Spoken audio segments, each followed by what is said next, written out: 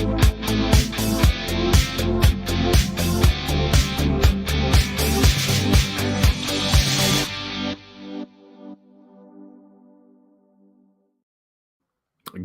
evening, wool gatherers. It's Foggy here, welcoming you to episode 144 of Wanderings and Wool Gathering. On tonight's episode, we are reviewing an album that we have been anticipating for quite a long time. Super excited for this one. It is Metallica's 72 Seasons, and this thing is huge. It's a behemoth. Comes in at an hour and 17 minutes. Was it worth our time? Stick around and find out. If you like what you see and hear tonight on the show, subscribe, leave us a comment, and feel free to share with your friends. Tonight, we are excited because we are welcoming a new sponsor to the show, and that sponsor is The Pressing Issue. Do you collect comic books, new books, vintage books? It should come as no surprise to our regular listeners that both Jeremy and I, that would be Metalhead Mundy and the Fogster, we are huge collectors, and we know the struggle when it comes to keeping them in pristine condition. You might drop one, a crunch corner. Maybe you got a great deal on a book you've always wanted because it wasn't in the best condition. Let The Pressing Issue take care of your comics with their expert cleaning and pressing services. With years of experience and thousands of books under their belt, they have done some amazing work on books for both of us. And I would be happy to share pictures if anybody's interested. Truly amazing work. I love it. They use the highest quality materials and techniques to preserve your comics' integrity and value, and will also, this is a really cool feature, submit your books to CGC for grading. So whether it's basic dry clean, press of a wrinkled cover, some stains are removed, or maybe whitening up a dingy cover, The Pressing Issue is the place to send your books for expert care at affordable prices. Find them on Facebook and look for the familiar red and white logo. It's in the corner of the screen right now, and that is The Pressing Issue. And you know what? It wouldn't be a show if I didn't have my main man, Mr. Metalhead Mundy. Step inside into his mind. It's boy band time. It's Metalhead Mundy. Metalhead, I hate to tell you this, but I don't even know why we're going to go on. Because we got this information right here. The album is good. The end. So I guess we don't need to talk about it. Thank you, JPP. Cool. We will see y'all next week. Peace. Bye now. See you later. Bye. Deuces. So he can creep into the comments, but he can't come on the screen. Yeah. Come on. Uh-huh. Actually, since we're talking about him, he sent me I think it was a TikTok video. I'm not on TikTok, but he sends me TikTok stuff all the time. And It was of him jamming to, I believe it was the riff from Chasing a Light, which we'll talk about in a little bit, but that was fun. Oh, well, I haven't eaten yet tonight because I had to prepare for this show, but whatever you do, you buddy. Yeah. You know what? I cooked dinner earlier with headphones on. Noise cancellation, so I would be ready for the show. But hey, pal, gonna be over there making TikToks, making music and whatnot. Which, by the way, if you guys don't follow him, you definitely should follow Just Plain Paul on TikTok, because he does come in frequently and play some of his new grooves that he's done on his synth and plays guitar. It is excellent stuff. Yep, good times. And I'm not just saying that because he was a member of this show, because I'm kind of mad at him for not being here. So I'm saying it because it's true. He's good. All right. Anywho, I know you were excited about this one. We've been talking about it ever since November. Gosh, yeah, that's right. That's when Lux Eterna dropped. So that was 4 months ago. Yep. And 5 months ago. And it's finally here. So what was your first thing with this? Were you able to go through your first time, listen all the way through? Or did you have to do a piecemeal right after it came out? I mean, obviously, I've been listening to the videos, the singles as they've dropped, and everything. We get like four or five songs before the album dropped, so I was loving what I was hearing, so I was looking forward to the rest of it. And I've actually, it's it's one of those things where this album and the songs are so long that I can't. I've only listened to it all the way through from beginning to end one time. It's like a little chunk here, a little chunk there, and putting the videos on or whatever. But yeah, front to back, I've listened one time. Yeah, I've made it So, twice now. Yeah. Once on the plane and then once after school today. It's almost feels like it's a prog album. Yeah, it's a lot of music. It is. And the last song especially really does have that kind of vibe. So Yeah.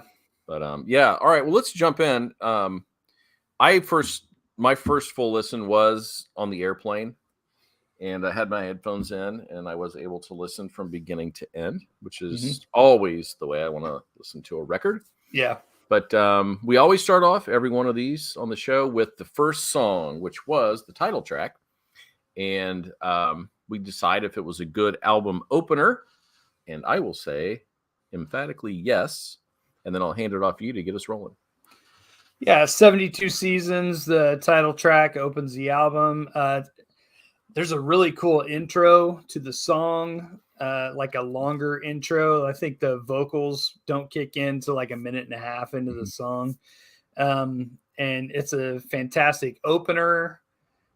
It really kind of sets the tone. It's a longer song. I think this one was it over 7 minutes? Yes, it was. Yeah. So a lot of part changes, a lot of tempo changes, which really that sets the tone for the record, because that is this album. It made me feel like it's kind of the anti-Black Album, because the Black Album was where they really tried to do, stripped down verse, chorus, in and out, radio length songs. And this is very much not that.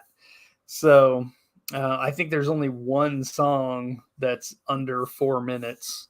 Yeah, and that's Lux Eterna. Yeah. So, but yeah, and this song, 72 Seasons, it's, what we got before the album came out. This was the favorite song that I heard from that bunch. And it, holds up as one of the highlights for me, for sure. Yeah, absolute banger. 72 Season, referring to the first 18 years of life. Right. So the album in a lot of ways is almost introspective. Looking back, there's a lot of things about being haunted and, fighting through tough stuff, which kind of makes this album pretty cohesive. A lot of themes that run through it. This song had a super cool groove, one of those Inner Sandman type things, where you kind of bounce along with it and you can feel it, and that groove. James sounds amazing on this song. Great singing. Kirk was ripping it on this one as well. There were some cool digital effects here and there, which was kind of cool. Song structure. I liked his lyrics in this, where he's got that back and forth from line to line, where it's like 2 quick syllables and then 3 syllables word in it. And it just goes back and forth real sharp. I liked it a lot. I thought this song was fantastic. And the Wrath of Man, I thought was really clever, having the effect on a kid's life. So excellent album opener. Agreed. Yeah. And it was a highlight, probably one of my top 2 from this one as well. Song 2. Yeah, it's a little light song in terms of time. It was only 6 minutes and 12 seconds. So it's called Shadows Follow, which is a clever title. And I like this one too. What'd you think? I really love this one. The just absolute killer riffs. And I like kind of the idea, it says shadows follow, and the line, on I run, still my shadows follow. So, you can't really outrun yourself, or, I don't know if he's exactly referring to, you can't outrun yourself, or maybe your past, or, it could be any number of things, but really great imagery and a great, great metaphor there. I really like the finish on this song. They kind of, he basically turns the lyrics a little bit where, he's saying on I run still my shadows follow, and then at the end he's like, now I know if I run still my shadows follow, that kind of thing. Like you kind of learn as you grow, and you just kind of have to deal with that. So I really enjoyed that. But yeah, great song. This is another one of my highlights. I will say this is one of the videos that I did not enjoy. It's an animated one, and it's not, they did a couple of animated videos, and none of those are really great. So I don't know. It doesn't add anything to the song, I don't think. Yeah, I think, I don't know, that first bunch of videos that we got were all by the same director. I think his name is Tim Saccenti, and or Saccenti, I don't know. But it's got the double C. I'm assuming he's Italian, that's a Saccenti, I don't know.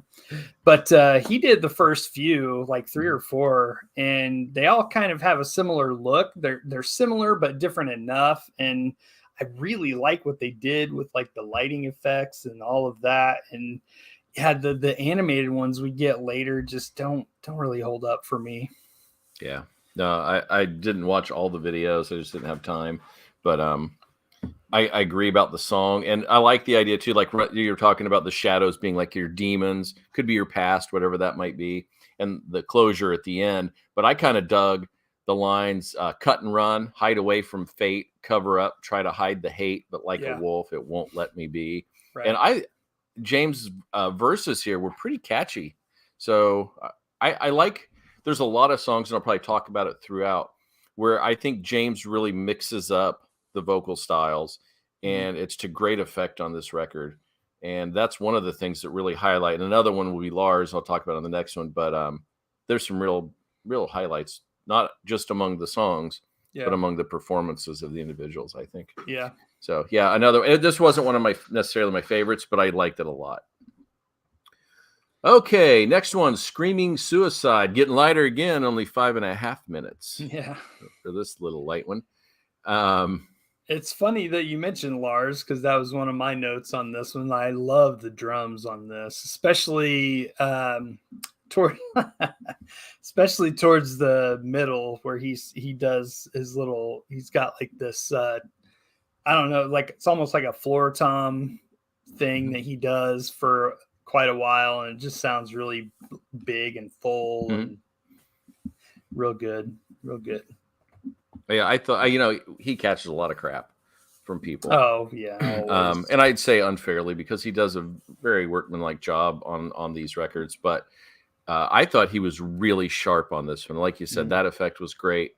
And there was a distinctively different guitar tone to start this one out that I really liked too. I like that when you get a Metallica record, you pretty much know what you're getting, but there's some real diversity on here that really follows through. And another thing I really liked about this one is the fact that it's being sung from the perspective of suicide, which is kind of a cool element, because you don't think of it that way. Right. And the suicide's creeping in the back of the kid's mind or whatever. But then the line that's kind of cool is when he says something like, "But don't say my name," like talking about suicide's a shameful thing. Yeah. So I thought the lyrics were extremely sharp, as well as the drumming on this one. Yeah, the beginning of this song, there's a little, I don't know, like a little kind of a riff section thing, this little thing that they do that kind of reminds me of the beginning of the song Attitude from, I think it's on Load. I think that one's on Load. And it's real similar. Like as soon as I heard it, I was like, huh? So yeah, just little, there's a couple little things like that through this album. I got one later that something, a riff reminded me of something else. So I got one of those too. Yeah. And that's okay, because it's making me think of something that I liked. So yeah. All right, so that song, excellent. Let's do Sleepwalk My Life Away. This one is back to just under 7 minutes.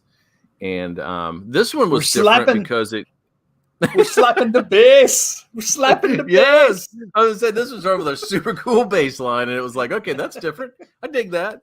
So great song. So good. Robert's awesome. I feel like he doesn't get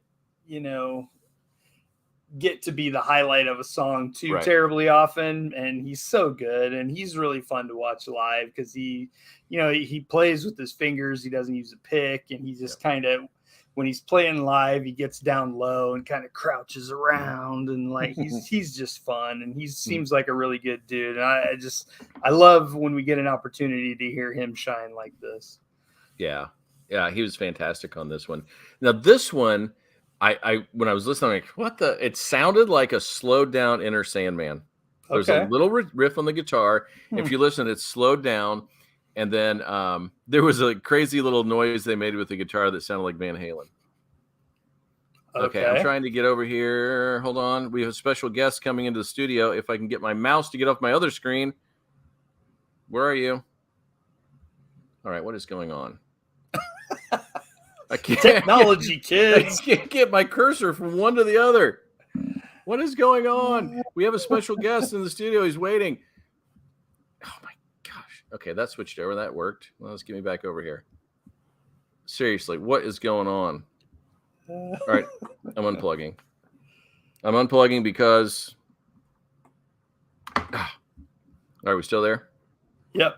Okay, I got it. Are you ready? Here he is, everyone. Back by popular demand. What? It's JPP! There's no green M&Ms back here, guys. What the heck? Come on. Oh, man. He's what are we having for dinner? Well, we're having the Chris Hemsworth dinner. I made some chicken, some broccoli, some brown rice, and all that good stuff. So, nice little satisfactory and filling meal. You trying to buff up or what? Kind of buff down, really, so then I can buff up. I'm trying to slim down so I can bulk up. Trying to feel better. Doc got mad at me. So I've been busy, guys. I don't have an empty nest, and I've got a lot of things going on, working on music, working on, wrangling the kid, all that good stuff. Who's also a fan of the new Metallica album? I heard. It's awesome. Really good. Hey. I've only some of it, but still really good. Yeah. Crown of Barbed Wire was her favorite. I don't have too long, but I just wanted to hop on and say hello to the 2 write-in votes that wanted me on the show. Hope you guys are doing well. Good to see your faces. 2, yeah, man, I was so excited to hear it. I waited until she was able to listen to it because I didn't want to, spoil it. And we listened to it in the car. We, listened to when we could. And I finished it off yesterday on the way to see the Super Mario movie, which is way better than anticipated. I was asleep because I didn't get a good amount of sleep that night. Yeah, but anyway, what's funny is listening to the riffs, my quick synopsis is I can hear elements of a lot of the old albums. I can hear some Justice in there. I can hear some, certainly some Kill 'Em All with Lux Eterna. I can hear some Seek and Destroy, all sorts of fun throwbacks with being fresh new riffs. Guitar tone is fantastic. The drums sound good. Trujillo is a beast, as we all know. And, James' signature, ooh, here and there is also a nice welcome gesture as well. James was on point on this whole album. He did some really great stuff. Yeah, most certainly. So looking forward to see what unfolds with their tour stuff. I won't be able to go this time around, but I definitely want to see some live footage and see how these songs get sprinkled in and what kind of energy it brings to the classics as well.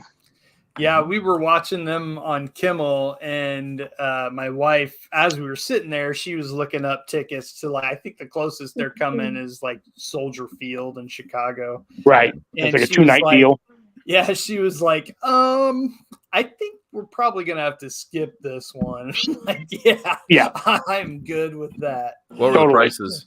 I think what she was looking at was around $300. That's not a surprise. Yeah. No.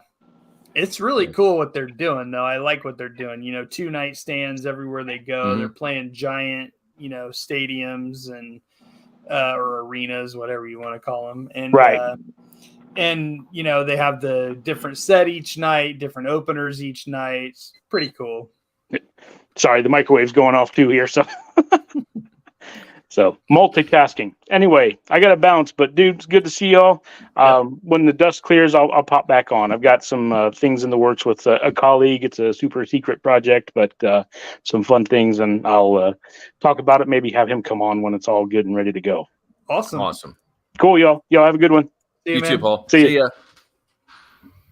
All right. And who would have thunk? The man himself. See, our write-in campaign worked. Did we have to pay him for that cameo?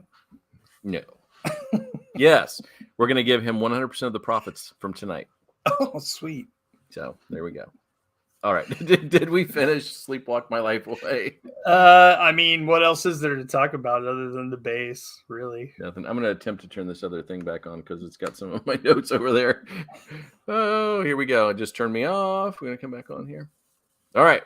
We're back on. I think. Maybe not. So the next song is You Must Burn. And go ahead. I didn't love this one. I mean, it's fine. There's nothing on here that I hated. This is probably one of my least favorite. The groove, it's kind of got that, it's a little bit of a stomper. You know, it's kind of got that stomp groove. So it's fun, but this was probably one of my least favorite songs on the album. Yeah, it's a long one too. It's over 7 minutes, and it's a little more bluesy, slowed down. I did the one thing that I really pulled away from this is that Lars had very deliberate, heavy drumming, and I don't mean heavy like speed heavy. Just everything had a lot of force, very crisp. I thought he was really good on it. That was the highlight of the song. I didn't love it, and there was a moment in there where there was a little bit of harmony from the boys that evoked a little Alice in Chains vibe in the middle. You have to go back and check that out, see what you think. But I didn't hate it. I didn't love it. I'm kind of like you on that one. But it is what it is. 7 minutes, though, is a long time to not love a song. Listen. Then that comes the quick, speedy, in and out, thrashy, 3-minute song, Lux Eterna. And Lars again. Sounds great. Full speed ahead, double bass. Ripper of a guitar solo on this one too. Yeah, we get some rare double bass from Lars. You know, he doesn't do that much these days. So it's I actually saw something where it couldn't be right, but because I saw something that said like, oh, Lars hasn't done double bass in like over 10 years, but that can't be right because there had to be some on the last album, and that was not that long ago. 8 years ago. Yeah, but anyway, so I mean, I love this song. This was the first song we got from them, and it was kind of a holy shit, they're back kind of thing. You get the speed, you get the energy, perfect lead off single. A lot of Motorhead in this song, in feel and in structure, because they kind of do Motorhead song Overkill. One, it has the double bass. Two, it has Overkill has more like kind of fake endings than this one does. I think they only do that once in this, I think. Yeah, where they're kind of acting like they're ending the song, and then they come back with the double bass and the riff. And you know, Overkill from Motorhead, they do that like 4 or 5 different times. And man, Hetfield's voice on this, outstanding, out of the park. Yeah, he was great. Next song, Crown of Barbed Wire, 5.5 minutes. And this one was another, I think, kind of bluesy riff. Yeah, it's kind of a loose, kind of a boogie almost, little bit of a boogie feel. And great chorus. I love the vocal melody on the chorus, and this is another one like Hetfield's vocals throughout the whole song. You know, just fantastic. He's kind of doing a lot of different things in this song, and it all works really well. That was my note too, was the way that James sang the chorus. Great. And he does. It happens throughout a lot of the songs, and I don't know. I mean, you don't picture him as that kind of singer, but he does it really well here. Chasing. Oh, do you have anything else on that one? No, I'm good. Okay. Chasing Light is the next song. That one was 6:45, and it is a more fun, fast-paced song. I thought it was really catchy. And on this one, there's a lot of darkness and a lot of heaviness that he's singing about. But on this one, I feel like, he's saying, you can fight hard through those hard times. You can chase the light, lean on me. So I thought this one had a really positive message throughout an album that's filled with a lot of darkness. And I like this one quite a bit, actually. Yeah, this is the riffs on this are a little bouncy. I don't know what else to call it. I run into this with Anthrax all the time. They have the same kind of feel where this is kind of bouncy. It's kind of got a little bit of a bounce and a swagger to it. And this one I didn't love the first time I heard it. The more I listened to it, it's kind of a grower, grows on me a little bit. So I like it more and more. This is the one that JPP made the TikTok of. He loved the riffage going on in this one. It's kind of a lot of different riffs. And this again, man, James just killing it on this song. I feel like he took a lot of chances on this song because there's a lot of stuff you don't typically hear from him in this one. So I really love the vocals on this one. Yep. Agreed. Next one. Awesome song. If Darkness Had a Sun, 6:36 time limit on it. This one, it's kind of interesting because the way they pace the record is nice because you go for some slow, then we get up there in real high speed, and then we're back. So this one's a little bit slower. Kind of got that marching drum feel to start this off. And it comes in before the vocals slowly again, like some of these are doing. And interestingly, this one has a rhyme scheme throughout the whole thing. Its verses go A, A, B, B, and the choruses all go A, B, A, B, C. And it's consistent throughout the whole thing, which, Metallica, they are poets, my friend. And it proves it right there. Well, you can take the English teacher out of the classroom. But no, never mind. No, it's just sometimes it's so obvious. And I'm listening, I'm like, okay, I just got to go look just to make sure. And then I'm like, yep, there, sure enough, there it is. Yeah. This song, I mean, Snare City, all up in that snare drum. And sounds great, real crisp, used well. This song, I feel like, has a real sense of menace to it, which it's gorgeous how they build that. And when Kirk's solo in this song is good, but under the solo, you got to listen to that because man, they keep going back and forth to between like regular time and halftime and under that solo. And it's like, a lot of people spotlight the solo and they're paying attention to that, but listen to it again and listen underneath that. And man, it's just sweet. Yes, indeedy. That brings us up to Too Far Gone, ? And this one's a short one at 4.5 minutes. And this is another one. We've said it a number of times, but James kills it on this one. Yeah. I love how he sings that verse. It's got a cool change in his chorus. It's really melodic. And this one isn't this the one that has two big guitar solos, one early and then one later? Because you typically don't hear a guitar solo after verse 1. This one has one. I feel like there's a few songs on here that have more than one solo break. They may not be long solos, but a, little break with a little, noodle here and there. But this one for me, I love the harmony guitars. There's some really great harmony guitar parts in this song, which they're very good at. I feel like, that's one of those things where it's always a really cool thing to pull out of your toolbox, but you don't want to overuse it. It's real easy to do that too. This one, I also thought, I'm listening to this riff and I'm like, man, there's a lot of no remorse in this song. It's go back, listen to this song and listen to No Remorse from Kill 'Em All. Okay. And there's a little bit of that in there. I caught it. Okay, so we've got Too Far Gone. What was the other one we had earlier? The one I said, the Screaming Suicide, that right at the beginning of that song and the beginning of Attitude from Load is the ones I caught. And Paul threw out another one. He said he heard Seek and Destroy somewhere. I didn't catch that. And I had Sleepwalk My Life Away, had Slowed Down Inner Sandman. There you go. Yeah. All right. All nicely done, however.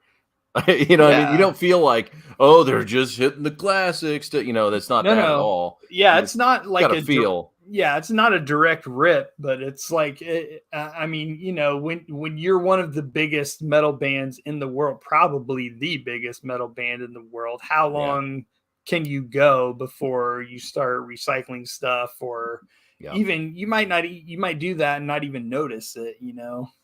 I don't know. No, I'm with you. I mean, it's just in you. It just comes out in different ways. And, but yeah, like nothing feels like it's retread here. This album feels completely fresh from beginning to end. The penultimate song, Room of Mirrors, is 5.5 minutes long. Room of Mirrors. And for me, I think this one has the coolest message, lyrics, and this one's a little thrashy again. We kind of kick it back up before that ending. And I love the idea here where he talks about standing before the mirror, and he's got the mirrors showing all sides of him and all, you know, the phantom fame, like what's inside the person. And then the question becomes, if I show you what's inside, how will you respond? You might judge me, or you might just come after me and bury me, or you might set me free. And it's that indecision of, can I show people what I'm really all about, or do I just leave them with this cool exterior of this metal guy? You know, I think that is such a cool concept and something we don't think about, because when you think of fame, you just think of the ultra cool guy who's living this life of whatever. And he's obviously had demons in his life. Oh, yeah. Can you share? How will people receive you if you open up and share what's truly going on the inside? Or at the first part of the song, do you even notice what's going on? I mean, have you looked at yourself in the mirror? I just think it's a very cool song. I love the way it's written, and it sounds great too. But for me, the message just really heightens that song for me and puts it up pretty high on the record. I mean, we got our answers to those questions after Some Kind of Monster, didn't we? But this, I would say, of every song on here, this one, like the message, what he is trying to convey, what the lyrics mean, this one is probably the most direct. I feel like James, especially the last several albums, like his lyrics have kind of turned into almost like weirdly connected one or two liners. Like sometimes his lyrics, I'm like, what the hell is he talking about? But this one's pretty obvious.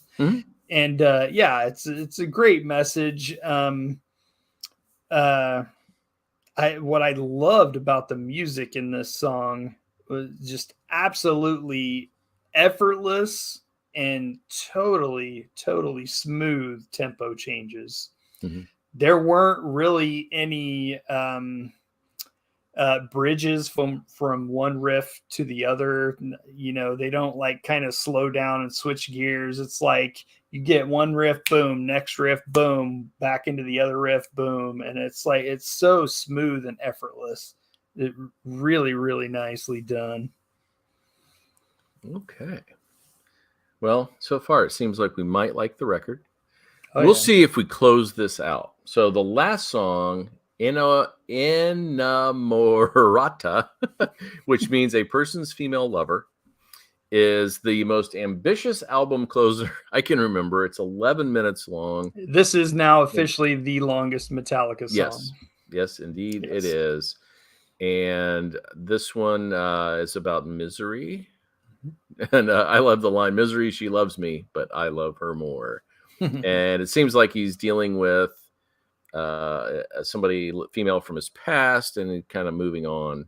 And I like this one. I think in the course of the album, if you're listening from beginning to end, it becomes a little bit much. But if I just listened to it individually, I waited a little while and then just came back and listened. I really like it by itself. As just an 11-minute song. It's ambitious. It's creative. I like what they do with it quite a bit. So it's hard for me to say if it's really a great album closer, but it is a very strong song on its own right. Yeah, it's got a huge, very Sabbath opening. I mean, that is 100% Black Sabbath feel, groove, sound. I really dug the groove on the bridges, like right before the chorus. Those riffs were really cool. The quiet section that hits about the middle of the song, very cool. You know, we get kind of James, you know, almost whispering and speaking the lyrics, and then it just builds up to these great harmony guitars. There's a really cool section of affected vocals towards the end. I really enjoyed that. It's kind of very different from this album. I mean, it basically sounds like it's just James layering himself, but you know, I don't know if that's what he did, if he layered tracks or if it's just an effect on it, but very cool. Cool song, fun song. Probably could be a little shorter. Yeah, I mean, at 11 minutes, it's a behemoth. But I like I said, listen to it on its own. You don't get bored by it. Yeah. And it's kind of interesting just to see what they did and cruise along with it. I just don't know if that is the best album closer I've ever heard. Yeah. Which is a shame because the album is near perfect. And that's one of the few negatives that I even have about the entire thing. I feel like there's a lot of Metallica albums that, well, I guess that's not true. I'm trying to think of their closers, and like I know Ride the Lightning, I think closes with Call of Cthulhu, which is a really long instrumental. I'm trying to think. Load, I think, closes with Outlaw Torn, which is, I think, a 10-minute song. Yeah. So, you know, this is not a new thing for them. So I don't know if they were looking at all of this and were like, oh, that thing's so long, just throw it at the end. You know, I have no idea, but it kind of works there because it is so long. Like, where else are you going to put it? But I don't know. They've kind of played with that throughout their career. Yeah. Orion, you know, that's like an 8+ minute song, and it's not, I think it's the next to last song. And then same with And Justice for All. They have I think To Live Is to Die is the longest song on that, and it's the next to last song. And Justice for All just ends with one of my favorite Metallica songs, Dyer's Eve, and it's just fast and balls out and in your face for like 4 minutes. But yeah, they kind of, you know, they play with that throughout their career. So, well, it's probably as well that it was there, because if it would have happened in the middle, I would have called it the slog in the middle of every record. And so, sure, yeah. So anyway, they probably were right. And you know, who knows how many different track listings they went through. You know, they might have stumbled on that themselves. They put it somewhere else, and they're like, God, it's so long. It just kind of, you get bored, you know, in the middle of the album. Yeah, I love just the fact that it was ambitious and it was long. So I will never fault a band for trying something like that, because, you know, when you go through your career and you've been around as long as they have, I love that you want to branch out and do something crazy. I guess it's really not that out of the box, but still, it's long. It ends the record, and that brings us to our scoring. I'll go first because I want you to finish. I would say, giving it a score, I would probably go 4.5 out of 5. If you like Metallica, you will love this record. I'm 99% sure. I'm sure there's somebody out there, they sold out, this is crap. Well, you can go home, because this record is fantastic, and it is it goes up and down. It's fast, it's slow. James is so good on this record, and he is so diverse. And I think anybody who doesn't like Lars, listen to the record. He is so sharp on this, and he really stood out to me. And I love this record, and I'm going to continue listening again and again. And I don't think at this point that there's a song that I would be like, nope, I'm skipping. There just isn't a bad song on here. There's some that maybe are not my favorite, but there really is not a bad song in the bunch. My highlights for sure, 72 Seasons, absolutely amazing. I loved If Darkness Had a Sun. Room of Mirrors is another top one. And yeah, so there you have it. 4.5 out of 5. Mundy? Yeah, I mean, I love it. I always love getting new Metallica. They're one of my favorite bands, and you never know what you're going to get. You just don't. And I mean, even listening to this album, there's songs I love more than others, but there's absolutely nothing on here that is terrible. It's always an interesting thing when new Metallica comes out. You have, like, I love them, and then I read comments and it pisses me off because people hate on them, and it's just like, everything boils down to, it's not Master of Puppets. And like, yeah, that was 1986, dude. Like, get over it. The true sellout would be making that record again. Oh my God. That was popular. Let's do that again, rather than organically making music that is where you are now. So. Yeah. So when I am a fan of a band, I'm a fan of a band. Like, I don't go into new stuff from this band that I love wanting to hate it. Like, I feel like that's what people do. They just like, oh, how can I crap all over this? But yeah, I love this. I'm always happy to hear more from them. It's always good to see them doing well, loving life and making great music still. So 4.5 out of 5 for me. I got no complaints, really. My highlights: 72 Seasons, Shadows Follow, Lux Eterna is a crazy banger. Chasing Light, I love it more every time I listen to it. If Darkness Had a Sun, man, it's just so heavy and mean and scary and menacing. I love it. So good stuff. Indeed. Well, it's safe to say 2 official thumbs up. Yeah. I would give you the other one, but I don't want us to get sued. So you mean that's trademarked. Whatever. Come after us. They can take tonight's profit too. Yeah.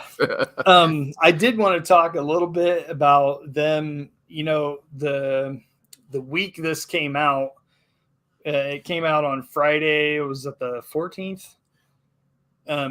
So the Monday through Thursday of last week, they were on Jimmy Kimmel all 4 nights. And the first night they came out and, they did panel and he chit-chatted with them for a minute. And then they played Lux Eterna, awesome, lead single. Of course, you want to hear that live. It was fantastic. The second night they were on, they played Holier Than Thou from the Black Album, which I thought was a really interesting choice. That is not one of the singles off of that album. It's not a huge hit for them, but it was very cool to hear because it's not something you hear very often. The third night, he let them play Master of Puppets in its entirety, which was awesome. I mean, that's a long song. So he let him run with that. And then the fourth night, Thursday night, they did If Darkness Had a Sun, and holy crap, that was amazing live. That's the one I've listened to so far, and it was fantastic. I think that Lux Eterna and If Darkness Had a Sun are going to be live staples. They are so good, so good. And they only really did, the only thing I saw that I really didn't love was they did a sketch, and it was so stupid. Because it was like, it was basically the 4 members go to this guy that has a puppet show, and they become puppet masters. Ha ha ha! Oh god! Oh my god! It was so dumb. I mean, it was fun and silly and just stupid. But they did this thing that I absolutely hate. they brought in, like, they're telling the stories with their puppets. They're telling the story of Metallica, and at some point, like, they make a deal with the devil, and they have this devil puppet come in. I'm like, man, come on! Given this stupid heavy metal is evil, like, dumb stereotype thing, I did not like that. But they were having fun and whatever, but I didn't like that part of it. All right. Well, that was excellent. So in 7 or 8 years, we will do their next record. Yep. And we'll like that too. I'm sure. Bank it. So anyway, so next week, Sunday night, looks like we will have a special guest on the show, finalizing that now. But Ask Him Art, and he is an amazing artist and does some super work. So look out for that this week. We'll start posting stuff when we get all the details down. But it looks like 7 p.m. Eastern time next Sunday. We'll have him on the show. Following week, we should be handling the Smashing Pumpkins. Rock Opera comes out next week, and then that'll give us a couple of weeks to listen to 3 records. So, and we're going to create, this is exciting though, we are going to create, if we had to make one album out of the 3, what would we put on it? So it'd be interesting to see how many we share of those 10 or 12 songs. We'll pick 12 songs because it's out of 33. That what we're considering our challenge for that episode? That will be the challenge for that week for sure. Yeah, I think that's going to be fun because I think you could make one heck of a record. Oh, yeah, with 12 songs. So, but I've listened a couple more times to the other 2, and it really does fit together musically as an opera. So there you have it. Whether you like it or not is another story. It does seem to fit together, though. It's a lot. It is definitely a lot. And you can't say Billy's not ambitious, and I do love that, and I can't wait to see him again. And the fact that they've already been in the studio working on their next record before this one is even completely out. Yeah. He and Jimmy are just machines. And, you know, you got to appreciate people who love music that much to continue doing it the way they do. Yeah. Then you have Metallica. Every 7 years. I would be happy if they even just got on a 7-year cycle, but then how many more would we get out of? Oh, that's true. This is true.